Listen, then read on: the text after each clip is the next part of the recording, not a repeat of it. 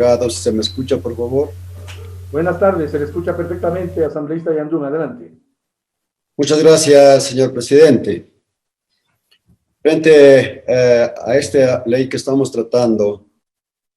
creo que hay gravísimos problemas. Y por tanto, problemas con efectos económicos,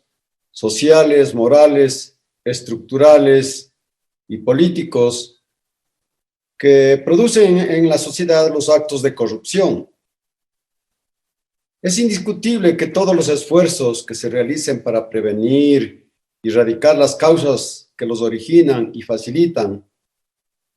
y para sancionar a los responsables que ejecutan dichos actos, siempre serán fundamentales e insuficientes también. Sabemos que los tentáculos de la corrupción son infinitos y las estructuras que la sustentan y fomentan son extremadamente dinámicas, diversas, complejas y funcionan a nivel nacional e internacional.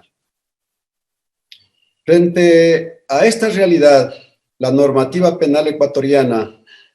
ineludiblemente requiere ser actualizada y en forma permanente, tomando en cuenta que muchos delitos derivados o relacionados con los actos de corrupción se implementan y perfeccionan utilizando mecanismos tecnológicos que permiten a los infractores encriptar información a través de códigos y claves difíciles de descifrar y rastrear. También debo referirme al aspecto cultural y fundamentalmente a la ética, ya que es imposible que un Estado con autoridades involucradas en actos de corrupción puedan dictar e implementar políticas públicas para fomentar la cultura de la transparencia, probidad y honestidad, tanto en las actividades públicas como en las privadas, especialmente para erradicar las conductas delictivas que atentan en contra del Estado de Derecho, violan los derechos humanos, menoscaban la calidad de la vida de los ciudadanos, facilitan el surgimiento de la delincuencia organizada, el abuso del poder y de los recursos públicos. Por otra parte, es conocido que el Ecuador ha ratificado varios instrumentos jurídicos internacionales importantes, creados específicamente para luchar contra la corrupción a nivel mundial y regional, como son la Convención de las Naciones Unidas contra la Corrupción, la Convención Interamericana contra la Corrupción y el Convenio Penal sobre la Corrupción, entre otros, lo cual es absolutamente positivo. Y para que los mismos sean aplicables en nuestro país, es indudable que se requiere implementar la normativa interna, que es justamente lo que hoy está haciendo la Asamblea Nacional con el presente proyecto de ley. Sin embargo, mientras la corrupción siga enquistada en la estructura de las instituciones del Estado y la lucha contra la corrupción sea una utopía para el sector privado, seguirá siendo difícil que llegue una nueva generación de servidores públicos honestos y ciudadanos decididos a no delinquir. A no delinquir mediante conductas antijurídicas como el peculado, el cohecho, concusión, enriquecimiento ilícito, el testaferrismo, el lavado de activos, el pánico financiero, asociación ilícita, la delincuencia organizada, en fin. Por ello, señor presidente, en cuanto al contenido del proyecto de ley, me permito presentar las siguientes sugerencias. En primer lugar, debido a que desde el punto de vista de la doctrina penal, los efectos jurídicos que produce una sentencia condenatoria y una sentencia condenatoria ejecutariada son totalmente distintos, ya que solamente esta última no admite ningún recurso judicial, y produce el efecto jurídico de cosa juzgada. Por lo que,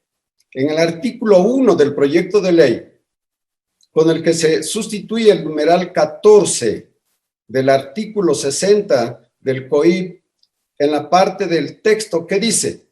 la inhabilitación para contratar con el Estado se aplicará en sentencias condenatorias por delitos de peculado, enriquecimiento ilícito, cohecho, concusión, entre otros.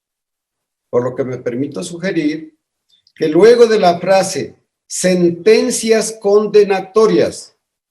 se agregue la palabra ejecutoriadas, porque únicamente en este caso, tal como ya lo expliqué en líneas anteriores, la sentencia condenatoria es inamovible. En segundo lugar,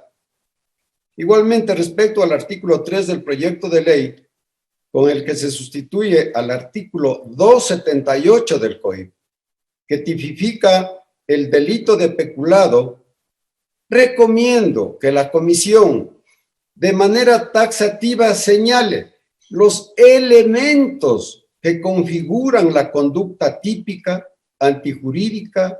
imputable, culpable y punible del verbo rector, aprovechándose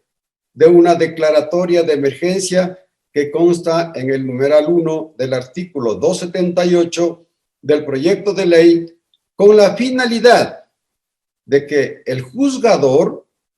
pueda calificar esta conducta como agravante del delito de peculado e imponga la máxima pena, es decir, 13 años de privación de la libertad. En tercer lugar, con relación a la tipificación del delito de sobreprecios en contratación pública, que consta en el artículo 9 del proyecto de ley, me permito sugerir a la comisión que esta conducta penal sea considerada como otro tipo de peculado en consideración a sus elementos constitutivos, y que la pena privativa de libertad por este delito no sea de 5 a 7 años, sino de 10 a 13 años, tal como lo prevé el primer inciso del artículo 278 del presente proyecto de ley. En cuarto lugar, respecto a la disposición reformatoria cuarta de la Ley Orgánica del Sistema Nacional de Contratación Pública, artículo 57, numeral 2 del proyecto de ley, relacionado con el cierre y control de la emergencia, me permito sugerir que en el primer inciso, luego de la frase, los informes señalados en este artículo, el CERCOP notificará a la Contraloría General del Estado este particular, y se agregue la frase, en el término máximo de 10 días, contados desde la fecha de emisión del respectivo informe.